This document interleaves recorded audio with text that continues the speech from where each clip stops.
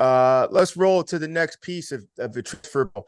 Graham Mertz to Florida, Emory Jones to Cincinnati, and JT Daniels to Rice. This time next year, who will be the most successful move out of those three? Clint, I'll start with you. Wow, I mean, look. I'm gonna be honest with you. JT Daniels going to Rice. It sounds like he just wants to get that Al on that degree, on that master's or wherever the hell he's at. He has to have already graduated. I mean, it's probably a really good move by him at this point in time. So I'm cool with it. The one that I think piques my interest the most is Graham Mertz at Florida. I'm just one that believes that Florida's always got dudes, offensive linemen, defensive linemen. Florida's always got weapons. I mean, like elite weapons. Even when they ain't worth a shit, they got dudes that can make you miss in a phone booth. They got dudes that can climb the ladder and catch the 50-50 ball all day. And Graham Mertz at Florida is one that I'm anxious and fascinated to see how it all plans out. But to George's question specifically, if I had to pick one, I would say Emory Jones at Cincinnati. I think Luke Fickell left that job, that program in a good spot. And I think Emory Jones is a guy that's long in the tooth, got a lot of experience, dual threat guy that can do a little bit of it all. I would imagine that he's the one that if I had to bet on would make more of a splash, if you will. Yeah, that's interesting. I mean, to me, I think it's hard because JT, I have a ton of respect for his game. You know, obviously the West Virginia move didn't work out, but I think he's still got a ton of talent, and him going to Rice, it could be a little reset for him. But on a bigger scale, man, like this whole transfer portal thing, and specifically with the quarterback position, it's really interesting to me because you see a lot of guys jumping ship. You see a lot of guys getting in this portal. And it's to me, the one question I ask is the grass always really greener, right? And you see some guys who are sticking it out and who I think are going to be pretty successful in some other programs. Graham Mertz, you know, he's a guy who maybe a fresh start. And like you said, Clint, maybe some guys who could win outside because he didn't have protection issues at Wisconsin, but just some guys that could win outside. Little bit of a running game, a little more flash. He could get a little rejuvenated. He showed some spurts and some flashes of some really good talent as well. And it wouldn't surprise me if he goes out and puts together a solid year. And then to your point as well with Emory Jones, guy who's been around a long time. You know, I just think that there's still some question marks when you lose a guy like Fickell. He left it in a good place, but you need a guy to step in and grab the reins and continue to drive the ship at that level. And I think it's going to be hard replacing a guy like Fickell as a human being and how he coaches and the expectations he has and the nurturing and also tough love that he probably gave. And I talked to my co-host on the Big Ten podcast, Josh Perry, about it all the time because he actually played for him. He was his position coach at Ohio State and couldn't say a bad word about the man. So I think that's going to be something to pay attention to more so. And the thing I always said is the quarterback position is the most dependent position in sports. There's so many variables that go into it, from coaching, management, system, scheme, belief, you know, gel. And I'm preaching to the choir here with this group because we've all been there, done that, played it. So some of these fresh starts I think are going to be really good for guys. Some of them are question marks, and some of them I think it's just, hey man, I was in a real shitty spot and I gotta get some fresh air, right? And we'll see how it all shakes out. But to me, I think JT is probably the most tenured guy, been in some locker rooms, had success at some schools, and the ability to make immediate impact. I'd lean towards JT Daniels. What about you, TK? Yeah, I have a question for you guys, honestly, because the more I think about JT Daniels, I start to think about all the guys out there in college football history, really, that got caught up in the system. Wrong place at the wrong time. You see it, and it's publicized in the NFL. Man, you got to have your guy. It's got to be a great situation. You got to take advantage of your opportunity. And then, you know, some guys who were pretty crappy players in college end up playing 10 years.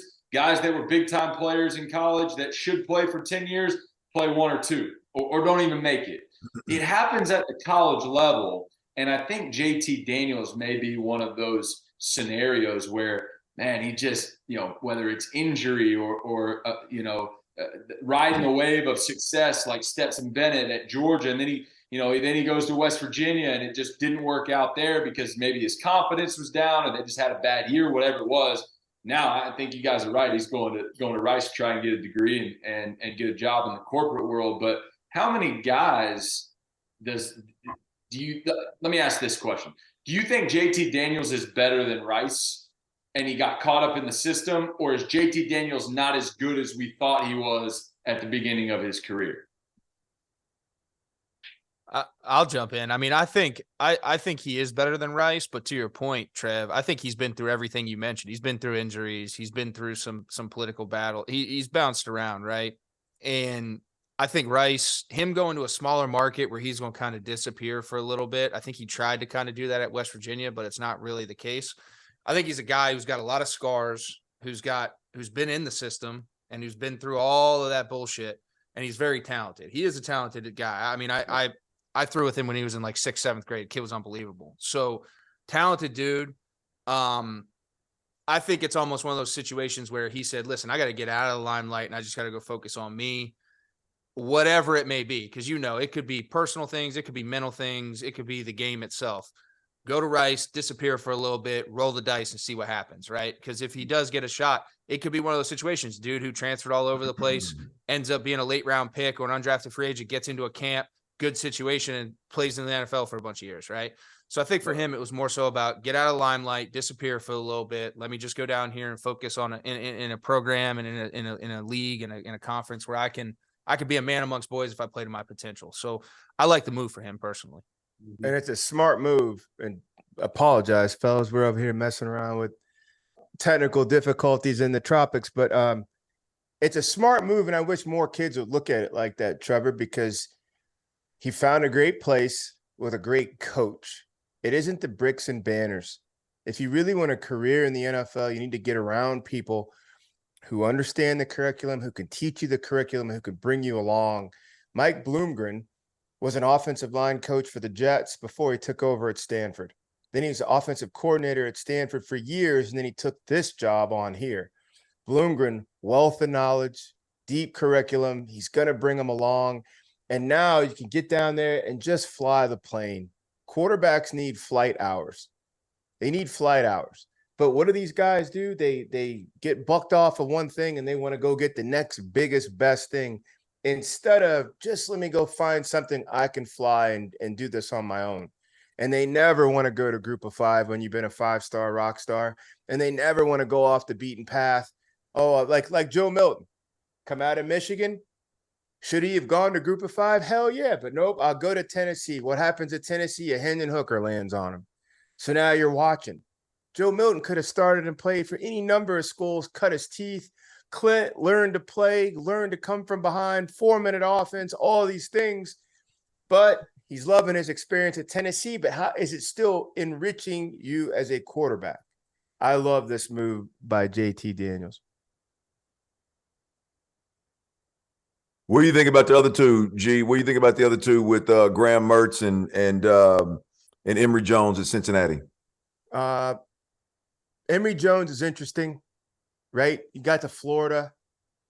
Like he's a high floor, low ceiling quarterback, meaning exactly what you see is what you're going to get. It's not a whole lot of like, man, when he unlocks all this potential. No, you're seeing it all now. And then he had just a behemoth jump on him in Anthony Richardson. Made sense. Yeah. I don't even know what he really did at Arizona State this year. They played all right. I know they had a couple other kids that also shared the field too at quarterback. So for him, I just hope he just gets to finish out strong at Cincinnati and, run it out. Like Trev said, get into a camp. That's what you want to do. Graham Mertz is interesting. I don't think it's a talent thing for Graham Mertz. To me, it's a maturity deal. And if it's a maturity deal, if you're not really able to handle it that well in Wisconsin, there's a little bit of that. What's my guy for the Jets? Zach Wilson to him. Super cool. Like we lost, but I still threw for 250. So did I really hurt us? Like all that type of stuff. If you can't handle that in Madison, it's going to get ugly in Gainesville. So I don't know. Is that the guy to rock and roll? Me personally, I think that's a guy. Florida is like, look, we at least we got a guy, a vet we could plug in. And anybody else that can come through that door could push or challenge him. But we'll find out. Is he a frontline guy for the SEC or not? We'll find out, Clint.